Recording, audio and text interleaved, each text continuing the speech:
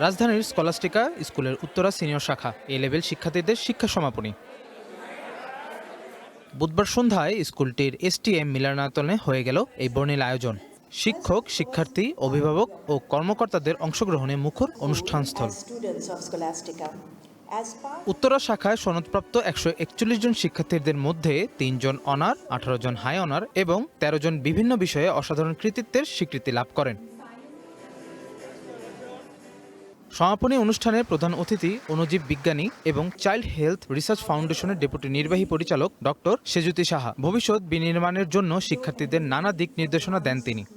You have to be able to take risks and do things that you love, you're good at and is needed.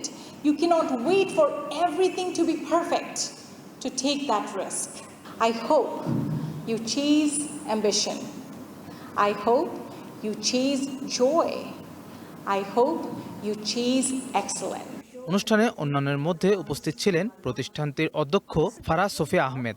শিক্ষার্থীদের তিনি সততা, মানবিকতা আর সৃজনশীলতার চর্চার পরামর্শ দিয়ে বলেন, দেশ গঠনে ভূমিকা রাখতে হবে সবাইকে। Leadership is not about the titles alone.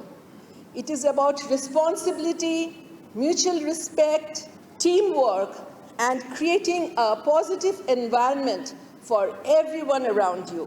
দীর্ঘদিন এই প্রতিষ্ঠানে পড়াশোনার অভিজ্ঞতা তুলে ধরে শিক্ষার্থীরা জানালেন, তাদের ভবিষ্যতের ভিত্তি রচনা করে দিয়েছে এই স্কুল। চলে যাওয়ার পরে মিস করবেন সহপাঠীদের। সে 16 বছর থেকে স্কুলে আছি, তো এখন তো অনেক দুঃখ লাগছে। So obviously we're going to try to keep the connection and we're going to try to stay in touch.